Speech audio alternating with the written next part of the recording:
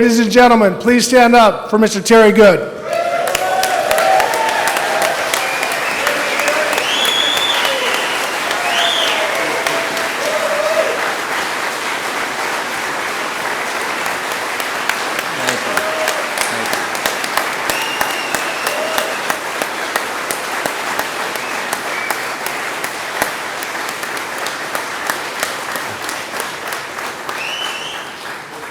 Thanks a lot, everybody. I've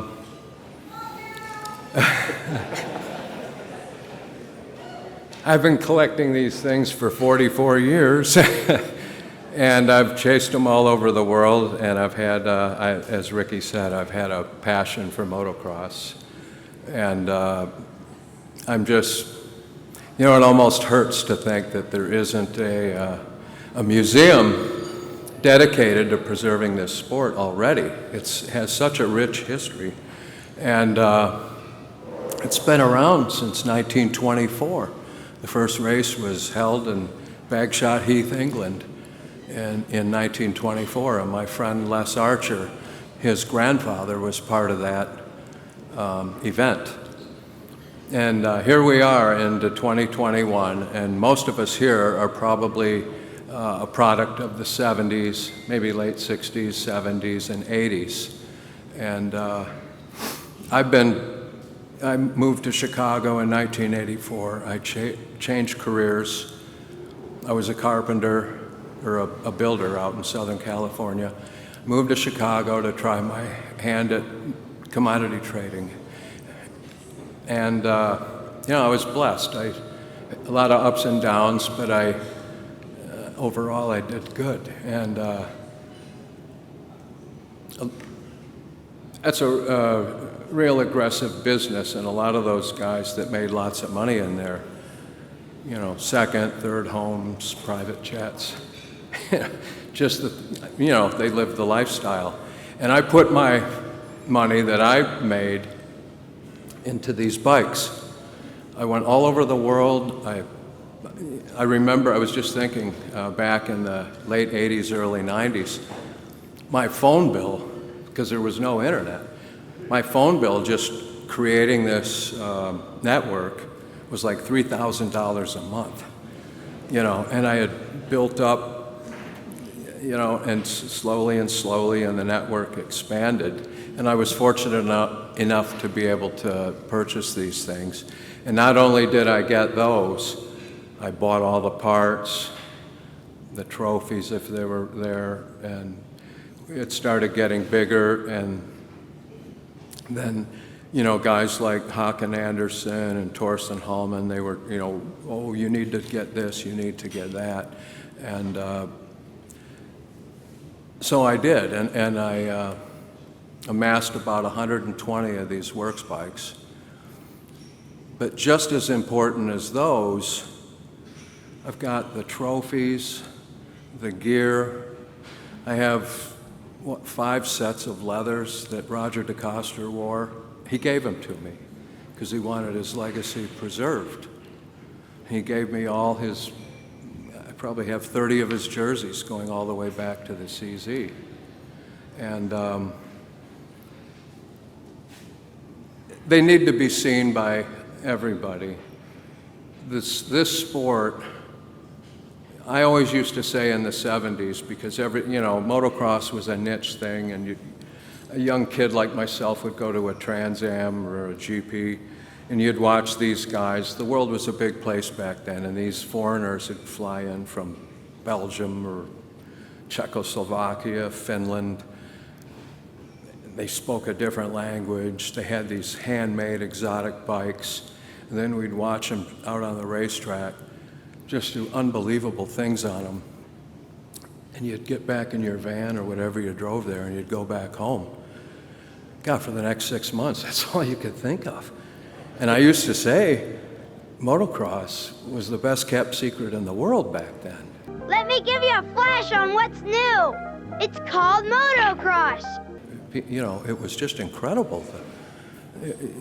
So anyway, to shorten this up a bit, I've amassed all this stuff. I could fill a 100,000 square foot building That's how much stuff I have. And we've brought, 40 some odd bikes here maybe, a few pieces of Joel Robert's jersey from Hopetown. There's Les Archer's trophy from I'm not sure what Grand Prix. He was the 1956 world champion, by the way. And here's what Roger DeCoster's from the Italian Grand Prix in 1978. All this needs to be seen. Football has their little museum. Baseball has, its museum. Motocross needs to have its museum. And after 40...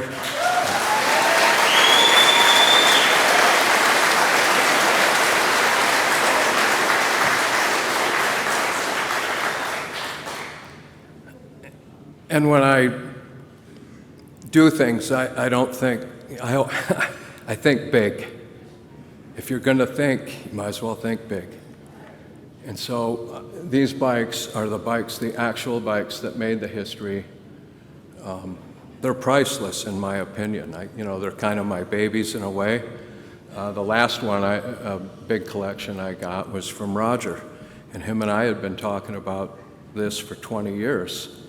And after 20 years, I finally convinced him that I was the guy to carry on. And so anyway, we're at this point right now, 44 years to get to this point. I'm not going to be alive in 4 years from now, so we need to accelerate this next step. And I already have my eye on a piece of property, a 100,000 square foot building, not far from here. It's on a highway, major highway, and we're going to get there.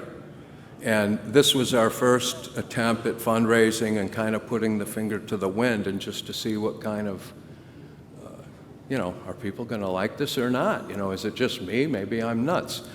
But here all you people spent a lot of money on these tickets, and that's just amazing. I thank every one of you from the bottom of my heart to support this effort.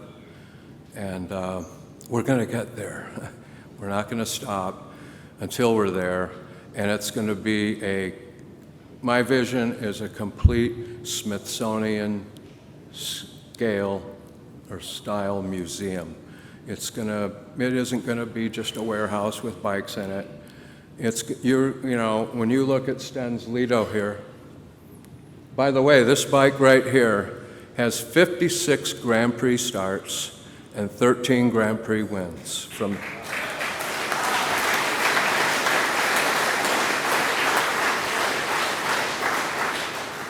And so when a visitor comes and sees that, we're going to have a backdrop bigger than that, better than that, and you're going to think you're at Namur in Belgium, and you're going to see all the old gear. I have all his Sten's, his jersey, his pants, his boots, his helmet. His helmet's right over here under Joel Robert's jersey. And we're going to make you think you're in Namur, Belgium in 1961 when he won the world championship on that bike. So, and we're going to do that with all these. Over here, we have Bob Hanna. I was fortunate enough, for me it was a lucky thing to qualify, but I was fortunate enough to witness this in the Titan battles he had with Marty Smith. And there it is, and there he is at Delta, Ohio.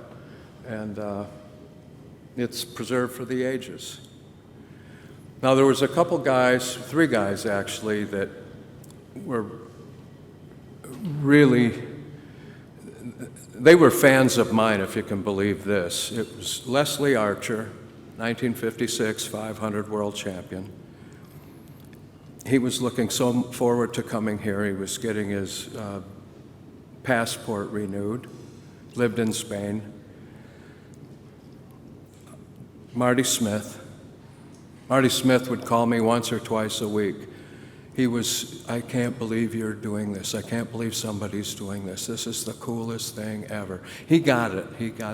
And he's not going to make it today. And Joel Robert, him and I were real close friends. We just remodeled our house to accommodate him. We made a suite for him and all that, and he was looking forward to moving over here, and he passed away of a heart attack in Belgium, and so he's gone now.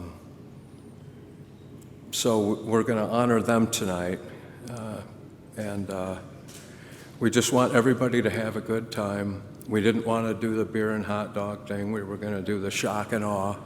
So you all eat nice food, have a good time, see a lot of cool bikes, meet some nice great riders.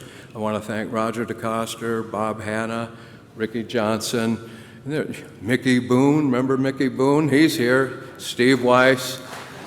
Yeah. Warren Reed.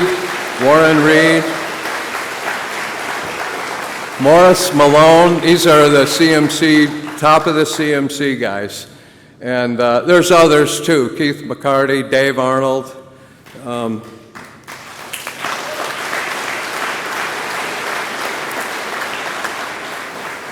All these people, and I'm missing some, I know, but all these, well, who? Barry Higgins, exactly. Sorry, Barry.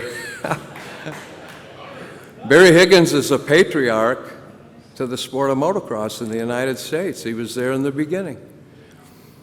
So all these people have come here, volunteered their time and effort because they believe in this cause. And again, I just want to thank you guys for supporting this. And we're going to have also to raise money. I had Roger sign, we printed up 10 pictures of him the day he won his first world championship at St. Anthony's, Holland in 1971. So there's 1 through 10, and then there's another set of pictures from that same day where he's actually crossing the finish line. The moment he clinched the championship and the guy's got the checkered flag. It's a cool picture.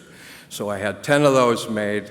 They're numbered 1 to 10. Thanks again for coming here.